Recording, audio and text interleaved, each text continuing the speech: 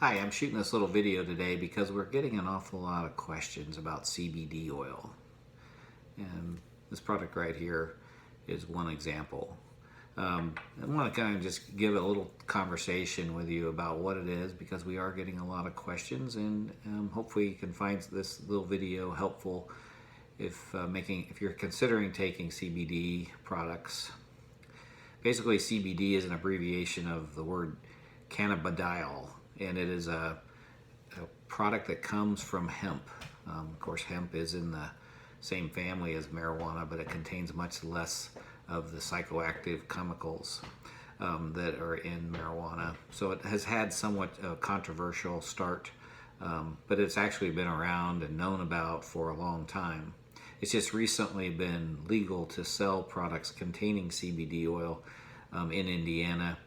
That passed this last year in the session, as long as they don't contain, the products contain less than 0.3% of THC. And we're going to get into talking about that. But it is important to realize that not all CBD products are the same. It is not an approved drug. It falls under the nutritional supplement line, and so it has not been tested. It has not been. These products are not being made under the It's not being made like a typical drug is. So if you're buying a CBD product, it can vary dramatically from one product to another. It's not like the strengths are all the same, like when you're purchasing, for instance, ibuprofen or Tylenol. If you buy a generic version of those drugs, it doesn't matter really where you get it. It's pretty much all the same thing, and it's an FDA-approved drug. Nutritional supplements do not fall under that, and it all falls onto good manufacturing practices. And there are potentially a lot of false claims out there for those reasons, because they don't really have to prove their effectiveness. But basically, hemp contains 113 different cannabinoids. Cannabinoids is a term for the chemicals that are found in hemp. Hemp oil is one of the things that you'll see out there. And basically what they do is they process the hemp to squeeze the oil out of it, and then they will dilute it down until they get below that 0.3% THC level, and then they bottle it up. Hemp oil products can contain many different compounds. Like I say, there's up to 113 different cannabinoids. CBD is just one of them. The products we're carrying is just a pure CBD oil. It is what they call a CBD isolate, meaning that CBD has been removed from the hemp oil and isolated and then put back into oil. CBD is an oil-soluble drug, and so it works best in an oil. It also makes it a little less palatable, but it is better. It is an oil-soluble compound.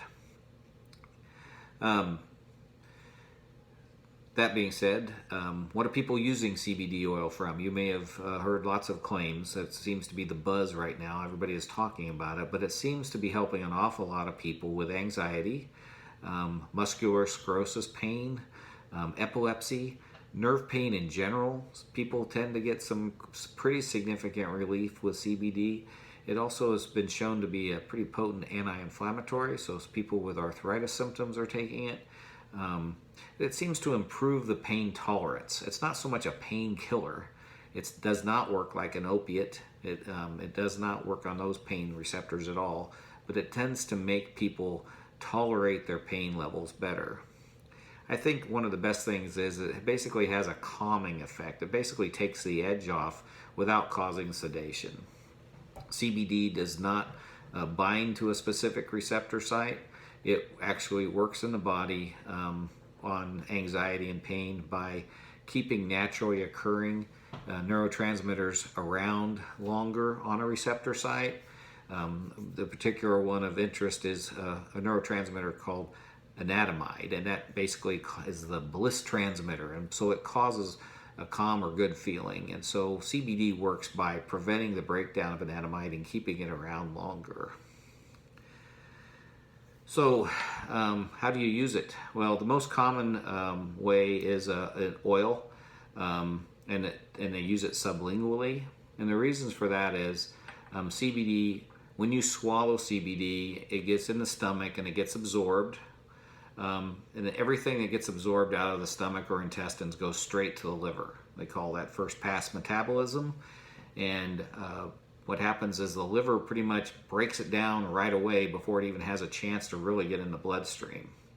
So in the case of CBD, about 82% of it is wiped out in the liver in first pass metabolism.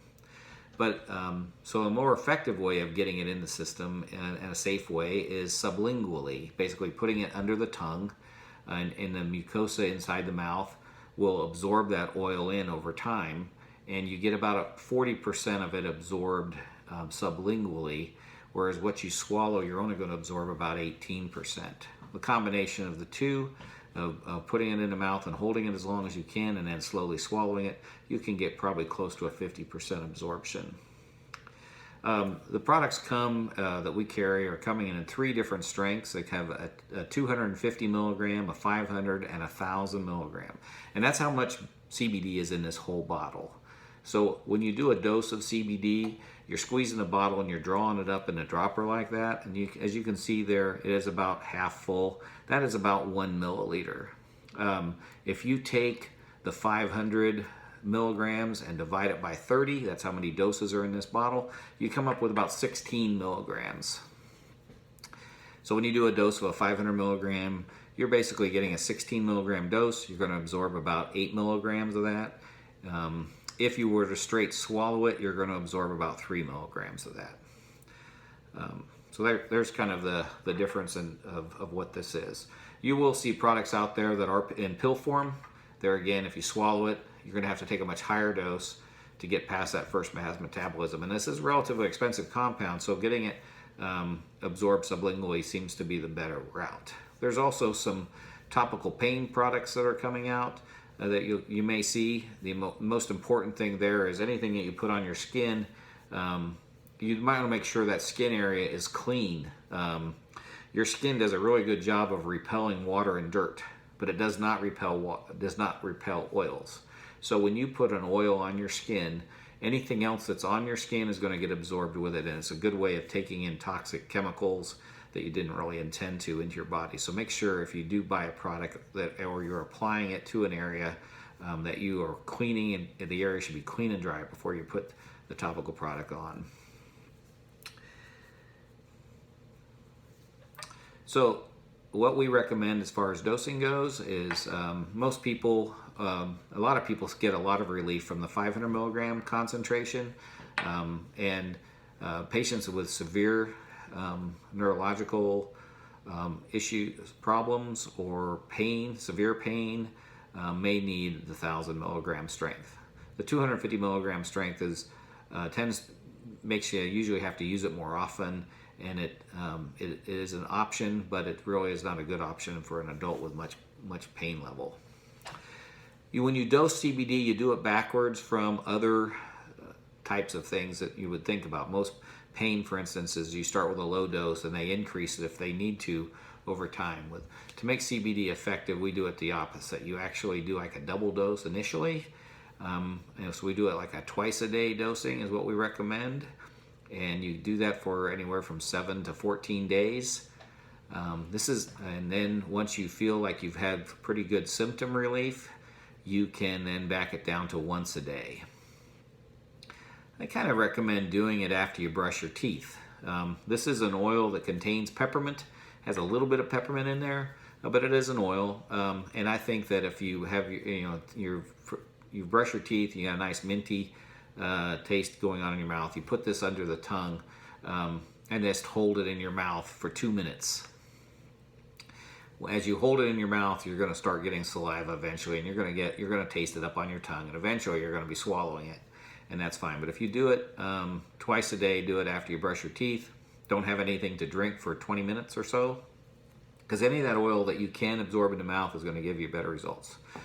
And then, and if you're doing it once a day, doing it at bedtime seems to be a good time to do it, because then you're just going to be in bed several hours before you're going to have something to drink. Some cautions with it. What CBD interacts with is CBD itself does not cause drowsiness, but it may potentiate drowsiness and other drugs that cause drowsiness. So patients who are taking pain medications or nerve pills, antidepressants, may need a dose reduction. Patients who, when they have a lower stress level caused by, CBD is going to lower stress levels. And when you lower stress levels, you can lower your cortisol levels, which affects your blood sugar. So even though CBD doesn't directly lower blood sugar, because it causes a relaxation a little bit, there's a chance your blood sugar levels could drop. So the diabetics should monitor their sugar. And other patients taking chronic medicines that cause drowsiness might want to back them back a little bit over time. Of course, before doing anything like that, you should talk with your doctor about how to back off of it. But like I say, CBD itself, when you use this, you will feel really nothing. It's going to be a very gradual effect. You're not going to put this under your tongue and feel instant results. It could take several days, but you might start feeling a little less tense and a little less nervous relatively quickly. Hope this helps answer some of your questions, and of course our pharmacy staff is more than happy to answer any additional questions. We also have a handy little dosage sheet that we can give you that goes through the dosing recommendations that I just went through. Thanks for listening. Goodbye.